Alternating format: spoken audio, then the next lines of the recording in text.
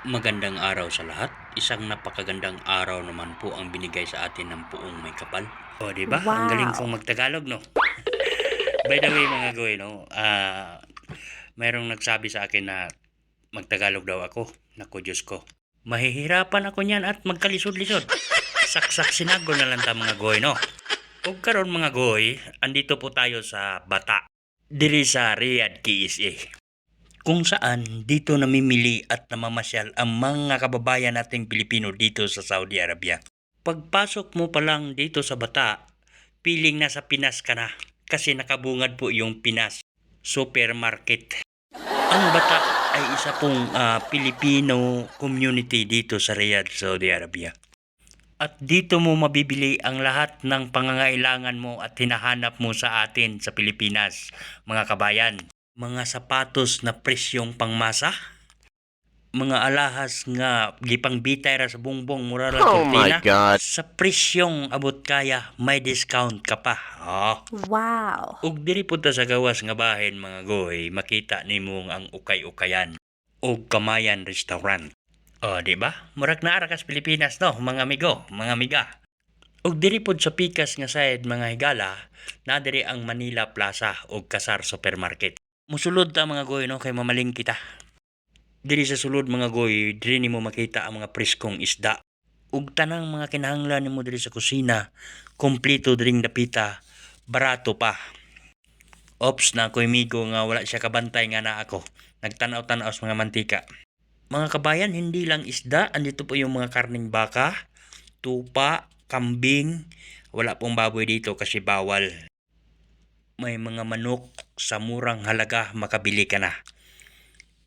Pero mga goy, pait yun karong panahon na kay nitaas na jud ang presyo, halos triple ang presyo karon no. So magtipid pud tag halos triple pod no. So sa dugay na kong video mga goy, wa na ko damha nga matagbo na ko ni akong mga amigo no. Same company lang mi pero lahi mi og departamento karon. So wala ko nagdugay ni gawas ako ditong dapita kay gusto jud ako anhion ni si Aling Inasal. Diyan sa atin sa Pinas may Mang Inasal. Pero na-curious ko, nangutana jud ko. Kabayan, may video kihan dyan? Hindi ko alam kabayan. Ay, di mo alam. Kasi may video okay oh. Video okay, family. Lami to da video okay. Dayuhon tato sa sunod.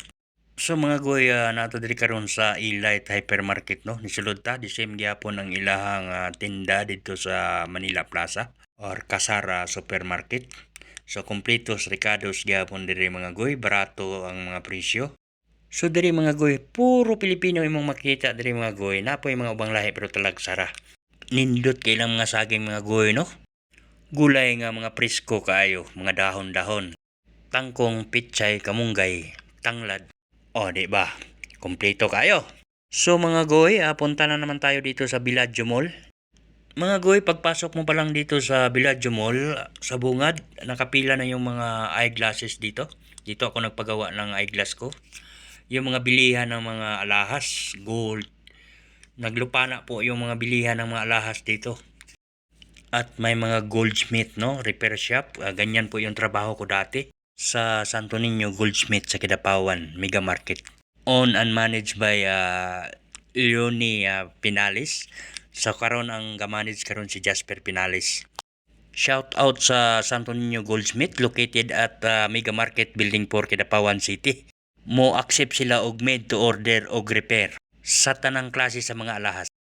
So diri sa sulod sa Villaggio Mall mga goy, naapod diri tanang mga paninda sa mga palitunon sa mga Pilipino. Tanan. Naay po yung mga kananan, Kamayan Restaurant. Pero musaka ta dito sa taas kay naa sa fourth floor ang food court ani mga goy no. So pagdating mo dito sa taas food court, una mong makikita itong Pasalubong Express. Pilipinong-Pilipino ang dating, di ba? At dito mo po makikita ang napakaraming Pilipino ang kumakain. Kung sa Pilipinas may red ribbon, dito blue ribbon na. Tulad din ng Mang Inasal no, naging Aling Inasal na. May Jollibee din dito mga goy, Chowking, KFC ug McDonald. So mga goy, habang naglakad ako pauwi, may nag-greet sa akin kasi may nakakilala na sa akin no. Nag-hi at nagpa-shoutout. Shoutout sa inyo mga idol no. Salamat sa inyo at magandang araw po. Habang pababa na po ako, nakita ko po yung Divisoria uniform At saka ito yung nakaagaw attention sa akin. Mindanao clothes. So nilapitan ko talaga siya. Kay taga Mindanao man ko.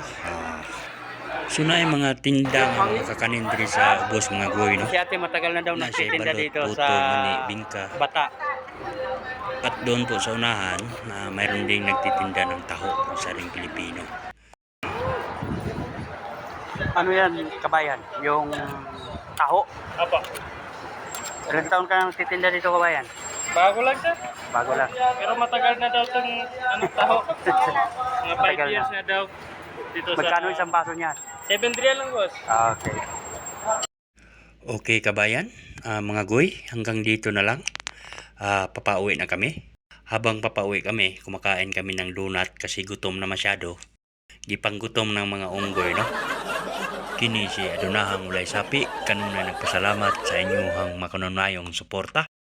Palihog kog like ug share sa atong video. Mabuhay po tayong lahat, lalo na sa mga OFW. God bless us all.